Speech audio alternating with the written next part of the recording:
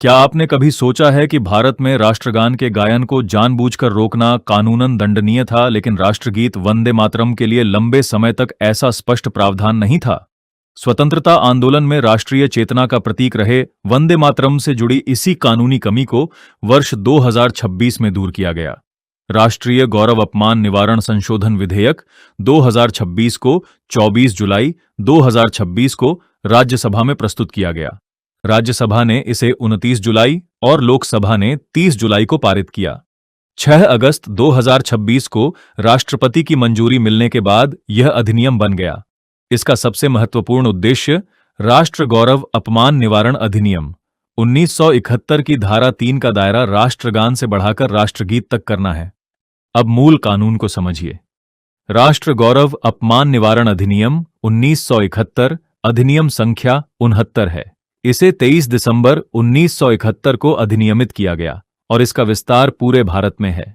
इसकी धारा 2 सार्वजनिक स्थान या सार्वजनिक दृष्टि में भारतीय राष्ट्रीय ध्वज अथवा भारत के संविधान के अपमान से संबंधित है।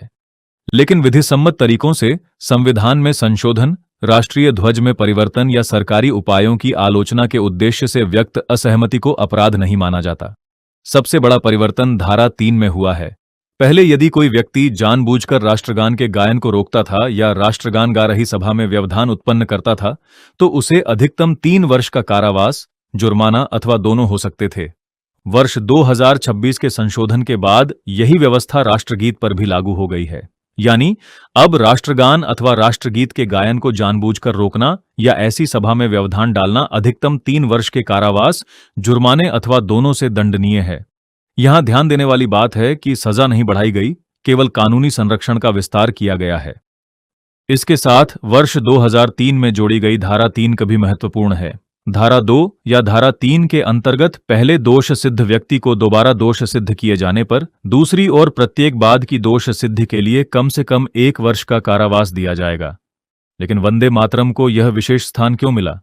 इसके लिए हमें 19वीं शताब्दी में लौटना होगा। माना जाता है कि बंकिम चंद्र चट्टोपाध्याय ने इसकी रचना अक्षय नवमी अर्थात 7 नवंबर 1875 को की थी। यह पहले बंग दर्शन पत्रिका में प्रकाशित हुआ और बाद में उनके प्रसिद्ध उपन्यास आनंद मठ में शामिल किया गया, जो वर्ष 1882 में पुस्तक के रूप में सामने आया। गीत में मातृभूमि को समृद्धि, शक्ति, सौंदर्य और दिव्यता के रूप में प्रस्तुत किया गया है।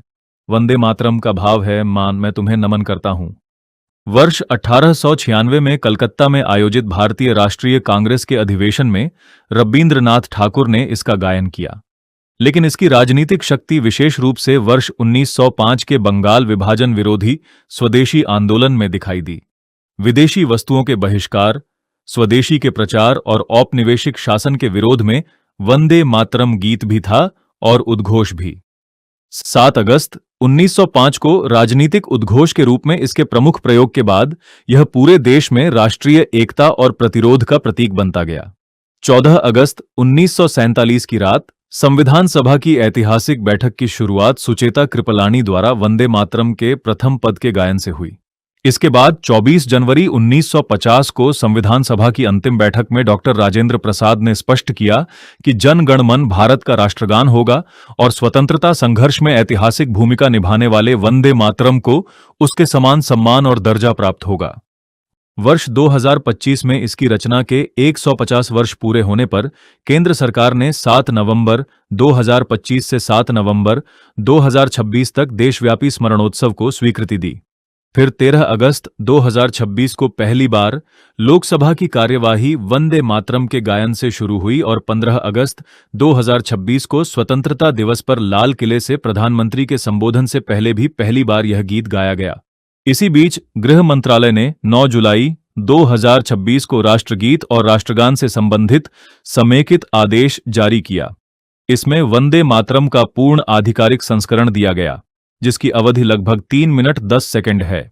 इसके गायन या वादन के समय सामान्यतः सावधान होकर खड़ा होना चाहिए। समाचार दर्शन या वृत्तचित्र में फिल्म के अंश के रूप में इसके बजने पर खड़े होने की अपेक्षा नहीं है।